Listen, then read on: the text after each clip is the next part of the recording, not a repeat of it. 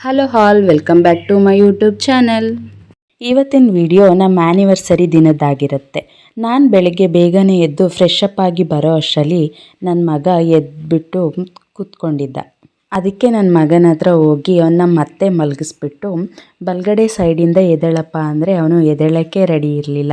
ಅಮ್ಮ ರೆಡಿಯಾಗಿಬಿಟ್ಟಿದ್ದಾಳೆ ಅಂತ ನನ್ನನ್ನೇ ನೋಡ್ತಾ ಇದ್ದ. ಆಗೋ ಈಗೋ ಮಾಡಿ ಅವನ ಜೊತೆ ಮಾತಾಡಿಕೊಂಡು ಅವನ್ನ ಚೇರಪ್ ಮಾಡಿ ಬಲ್ದ ಕಡೆ ಸೈಡಿಂದ ಎಬ್ಬಿಸ್ದೆ. ಎದ್ದಾದ್ಮೇಲೆ ದೇವರಿಗೆ ಕೈ ಮುಗಿಯಪ್ಪ ಅಂತ ಹೇಳಿ ಕೈ ಮುಗಿಸ್ಬಿಟ್ಟು ಬಾ ಹೋಗೋಣ ಅಂತ ಹೇಳಿದ್ರೆ ಅವನು ಬರೋಕ್ಕೆ ರೆಡಿ ಇರಲಿಲ್ಲ. ಅಲ್ಲೇ ಕೂತ್ಕೊಂಡು ಆಟ ಆಡ್ತಾ ಇದ್ದ. ಆಮೇಲೆ ಎಷ್ಟು ಮುದ್ದಾಗಿ ಬರ್ತಾ ಇದ್ದಾನೆ ನೋಡಿ.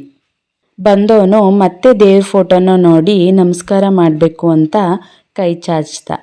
ಅದಕ್ಕೆ ದೇವ್ರ ಫೋಟೋನ ಮುಟ್ಟಿ ನಮಸ್ಕಾರ ಮಾಡಿಸ್ಕೊಂಡು ಕರ್ಕೊಂಡು ಬಂದೆ. ಅಷ್ಟರಲ್ಲಿ ನನ್ನ ಹಸ್ಬೆಂಡ್ ಕೂಡ ಎದ್ದು ಫ್ರೆಶ್ ಅಪ್ ಆಗಿ ಕೂತಿದ್ರು. ಪಾಪುನ ಅವ್ರ ಹತ್ರ ಬಿಟ್ಬಿಟ್ಟು ಎಲ್ಲರಿಗೂ ಬಿಸಿನೀರು ಮತ್ತು ಬಾದಾಮಿನ ತೊಗೊಂಡೋದೆ. ಅದನ್ನು ಅವರಿಬ್ಬರಿಗೂ ಕೊಟ್ಬಿಟ್ಟು ನಾನು ಕೂಡ ಕುಡಿದೆ. ನಮ್ಮ ಮಗ ಹುಟ್ಟಿದ ಮೇಲೆ ನಮ್ಮದು ಮಾರ್ನಿಂಗ್ ರೊಟೀನ್ ಇದೇ ಥರ ಇರುತ್ತೆ. 3 ಜನ ಬಾದಾಮಿ ತಿನ್ಕೊಂಡು ಬಿಸಿನೀರು ಕುಡ್ದಾದ್ಮೇಲೆ ನನ್ನ ಹಸ್ಬೆಂಡ್ ಮತ್ತು ನನ್ನ ಮಗ ಸ್ನಾನ ಮಾಡ್ಕೊಂಡು ಬಂದರು. ಇಬ್ಬರು ಬರೋ ಅಷ್ಟರಲ್ಲಿ ನಾನು ತಿಂಡಿನ ರೆಡಿ ಮಾಡಿದ್ದೆ. ನನ್ನ ಹಸ್ಬೆಂಡ್ಗೆ ಇಷ್ಟ ಅಂತ ಹೇಳ್ಬಿಟ್ಟು ನಮ್ಮ ಆ್ಯನಿವರ್ಸರಿ ದಿನ ಪಲಾವ್ ಮತ್ತು ಕೇಸರಿ ಬಾತನ್ನ ಮಾಡಿದ್ದೆ. ನಾನು ಪಲಾವ್ನ ಚೆನ್ನಾಗಿ ಮಿಕ್ಸ್ ಮಾಡಬೇಕಾದ್ರೆ ಅಲ್ಲೇ ನನ್ನ ಹಸ್ಬೆಂಡು ಮಗನಿಗೆ ಕೇಸರಿ ಬಾತನ್ನ ತಿನ್ನಿಸ್ತಾಯಿದ್ರು. ಅವನಿಗೆ ತಿನ್ನಿಸಾದ್ಮೇಲೆ ನನಗೂ ಕೂಡ ತಿನ್ನಿಸಿದ್ರು. ನಾನು ಕೂಡ ಅವ್ರಿಗೆ ತಿನ್ನಿಸ್ದೆ. ಹೀಗೆ 3 ಜನ ಟೇಸ್ಟ್ ಮಾಡಾದಮೇಲೆ ನನ್ನ ಹಸ್ಬೆಂಡ್ ಡ್ಯೂಟಿಗೆ ಲೇಟ್ ಆಗುತ್ತೆ, ತಿಂಡಿ ಹಾಕ್ಕೊಂಡು ಬಾ ಅಂತ ಹೇಳಿ ಪಾಪುನ ಕರ್ಕೊಂಡು ಹೋದರು. ನಮ್ಮ ಆ್ಯನಿವರ್ಸರಿ ದಿನ ನಾವು ದೇವಸ್ಥಾನಕ್ಕೆ ಹೋಗೋಕ್ಕಾಗಲಿಲ್ಲ. ಯಾಕಂದರೆ ಮಳೆ ಬರ್ತಾ ಇತ್ತು. ಹಾಗೆ ನನ್ನ ಹಸ್ಬೆಂಡ್ಗೆ ಡ್ಯೂಟಿಗೆ ಹೋಗೋಕ್ಕೆ ಟೈಮ್ ಆಗಿಬಿಟ್ಟಿತ್ತು. ಇನ್ನು ನನ್ನ ಹಸ್ಬೆಂಡ್ಗೆ ಡ್ಯೂಟಿಗೆ ಹೋಗೋಕ್ಕೆ ಲೇಟ್ ಆಗಿಬಿಡುತ್ತೆ ಅಂತ ಹೇಳಿ ನಾನು ಕೂಡ ಫಾಸ್ಟಾಗೇ ತಿಂಡಿ ಹಾಕ್ಕೊಂಡು ತೊಗೊಂಡೋಗಿ ಕೊಟ್ಟೆ. ನೀವು ನನ್ನ ವಿಡಿಯೋಗಳಲ್ಲಿ ನೋಡಿರ್ಬೋದು. ಫಸ್ಟು ನನ್ನ ಹಸ್ಬೆಂಡು ಒಂದು ತುತ್ತನ್ನ ವಿಡಿಯೋ ಕಡೆ ತೋರಿಸ್ತಾರೆ, ಅದು ನನಗೆ ಅಂತ. ಆಮೇಲೆ ಮಗನಿಗೂ ಕೂಡ ತಿನ್ನಿಸಿ ಅವರು ಕೂಡ ತಿಂಡಿ ಮಾಡಿಕೊಂಡು ಡ್ಯೂಟಿಗೆ ಹೊರಟರು.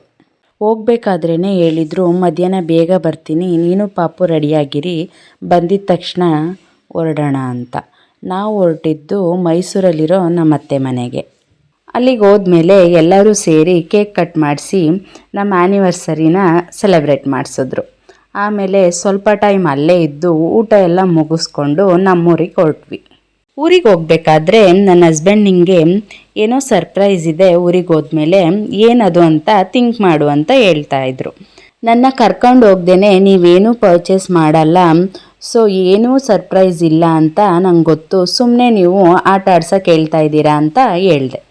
ಸರಿ ಬಿಡು, ಊರಿಗೆ ಹೋದ್ಮೇಲೆ ನಿನಗೆ ಗೊತ್ತಾಗುತ್ತೆ ಅಂತ ಹೇಳಿ ಹೋಗಿದ ತಕ್ಷಣ ರೆಡಿಯಾಗು, ಆ್ಯನಿವರ್ಸರಿಗೆ ಎಲ್ಲೂ ಹೋಗೋಕ್ಕಾಗಿಲ್ಲ, ಅಟ್ಲೀಸ್ಟ್ ನಿಮ್ಮೂರಲ್ಲಿರೋ ಕಬಿನಿ ಬ್ಯಾಕ್ ವಾಟರ್ಗಾರು ಹೋಗೋಣ ಅಂತ ಹೇಳಿದರು. ಅದಕ್ಕೆ ನಾನು ರೆಡಿಯಾಗಿಬಿಟ್ಟು ವೆಯ್ಟ್ ಮಾಡ್ತಾ ಕೂತಿದ್ದೆ. ಅಷ್ಟರಲ್ಲಿ ನನ್ನ ಹಸ್ಬೆಂಡು ಗಿಫ್ಟನ್ನ ತಂದು ಕೊಟ್ಟರು. ಗಿಫ್ಟನ್ನ ಓಪನ್ ಮಾಡಿದ ತಕ್ಷಣ ನಂಗೆ ತುಂಬ ಶಾಕ್ ಆಯಿತು. ಯಾಕಂದರೆ ನಾನು ತುಂಬ ದಿನದಿಂದ ಇದನ್ನು ತೊಗೊಳ್ಬೇಕು ಅಂತ ಅನ್ಕೋತಾ ಇದ್ದೆ. ಆದರೆ ನನ್ನ ಹಸ್ಬೆಂಡ್ ಅವರೊಬ್ಬರೇ ಹೋಗಿ ಇದನ್ನು ತೊಗೊಂಡು ಬಂದು ನಮ್ಮ ಆ್ಯನಿವರ್ಸರಿ ದಿನ ನನಗೆ ಗಿಫ್ಟ್ ಕೊಟ್ಟಿದ್ದು ನಂಗೆ ತುಂಬ ಖುಷಿ ಆಯಿತು. ಅದರಲ್ಲೂ ನಾನು ಯಾವ ಡಿಸೈನ್ ತೊಗೋಬೇಕು ಮತ್ತು ಯಾವ ಕಲರ್ನ ತೊಗೋಬೇಕು ಅಂತ ಅಂದ್ಕೊಂಡಿದ್ದೆ, ಅದೇ ಕಲರ್ನ ನನ್ನ ಹಸ್ಬೆಂಡ್ ಸೆಲೆಕ್ಟ್ ಮಾಡಿ ತೊಗೊಂಡು ಬಂದಿದ್ದರು. ಅವರೇ ನನ್ನ ಕತ್ತಿಗೆ ಹಾಕಿದಾಗ ಅದೊಂಥರ ಚೆನ್ನಾಗಿ ಅನ್ನಿಸ್ತು. ಮಗು ಆದಮೇಲೆ ನನ್ನಿಷ್ಟನ ಅರ್ಥ ಮಾಡಿಕೊಂಡು ಅವರೇ ಹೋಗಿ ಅದು ನಮ್ಮ ಆ್ಯನಿವರ್ಸರಿ ದಿನ ನಾನು ಇಷ್ಟಪಟ್ಟಿದ್ದ ಸರನ ತಂದುಕೊಟ್ಟಿದ್ದು ನನಗೆ ತುಂಬ ಇಷ್ಟ ಆಯಿತು. ಹಾಗೆ ತುಂಬ ಖುಷಿ ಕೊಡ್ತು. ಆಮೇಲೆ ಕಬಿನಿ ಬ್ಯಾಕ್ ವಾಟರ್ಗೆ ಹೋಗಿ ಬರೋಣ ಅಂತ ಹೇಳಿ 3 ಜನ ಹೊರಟ್ವಿ. ಯೂಶ್ವಲಾಗಿ ಯಾವುದೇ ಅಕೇಶನ್ ಬಂದಾಗ್ಲೂ ನಾವು 3 ಜನ ಒಂದೇ ಕಲರ್ ಮ್ಯಾಚಿಂಗ್ ಬಟ್ಟೆನ ಹಾಕ್ಕೊಳ್ತಿದ್ವಿ. ಬಟ್ ಈ ಸಲ ನನ್ನ ಬಿಟ್ಟು ನನ್ನ ಹಸ್ಬೆಂಡ್ ಮತ್ತು ನನ್ನ ಮಗ ಮ್ಯಾಚಿಂಗ್ ಬಟ್ಟೆ ಹಾಕ್ಕೊಂಡಿದ್ರು. ಕಬಿನಿ ಬ್ಯಾಕ್ ವಾಟರ್ ಪಕ್ಕದಲ್ಲೇ ನಮ್ಮ ಊರಿರೋದು. ಜಸ್ಟ್ 10 ಮಿನಿಟ್ಸ್ ಟ್ರಾವೆಲ್ ಮಾಡಿದ್ರೆ ಕಬಿನಿ ಬ್ಯಾಕ್ ವಾಟರ್ ಸಿಗುತ್ತೆ. ಕಬಿನಿ ಡ್ಯಾಮು ಯಾವಾಗ್ಲೂ ಮೇ ಜೂನಲ್ಲಿ ತುಂಬಿಕೊಳ್ತಾ ಇತ್ತು. ಬಟ್ ಈ ಸಲ ತುಂಬಿರಲಿಲ್ಲ, ಯಾಕಂದರೆ ಮಳೆ ಕರೆಕ್ಟಾಗಿ ಆಗಿರಲಿಲ್ಲ. ನಾವು ಹೋಗಿದ್ದು ಅರೌಂಡ್ 4:30 ಆಗಿತ್ತು. ಲೇಟ್ ಆಗಿದ್ದರಿಂದ ನಮಗೆ ಪ್ರಾಣಿಗಳು ಅಷ್ಟೊಂದು ಸೈಟ್ ಆಗಿರಲಿಲ್ಲ. ಬೇಗ ಹೋಗಿದ್ರೆ ಅಟ್ಲೀಸ್ಟ್ 3:30 ಹೋಗಿದ್ರೆ ಪ್ರಾಣಿಗಳು ಹತ್ರದಿಂದನೇ ಸೈಟ್ ಆಗ್ತಾಯಿತ್ತು.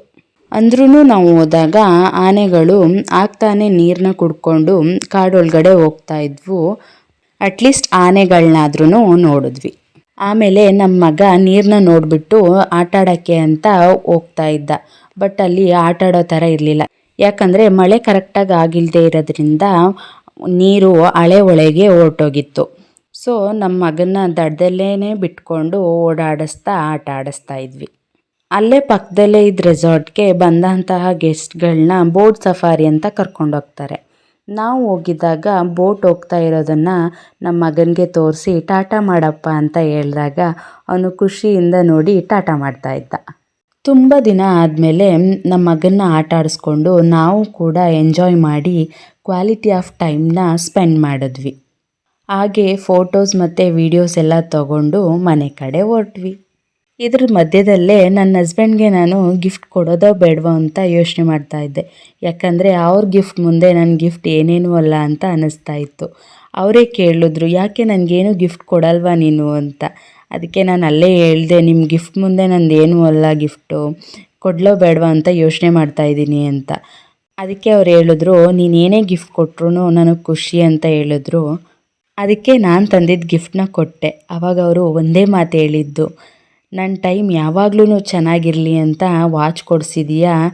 ಸೊ ನಿನ್ನ ಗಿಫ್ಟು ಕೂಡ ನನಗಿಷ್ಟ ಆಯಿತು, ಯಾಕೆ ಅಷ್ಟೊಂದು ಬೇಜಾರಾಗ್ತೀಯಾ ಅಂತ ಹೇಳಿದ್ರು. ಅವ್ರ ಮಾತು ಕೇಳಿ ನನಗೆ ಖುಷಿಯಾಯಿತು. ಇದಾಗಿತ್ತು ನಮ್ಮ ಆ್ಯನಿವರ್ಸರಿ ದಿನದ ಬ್ಲಾಗ್.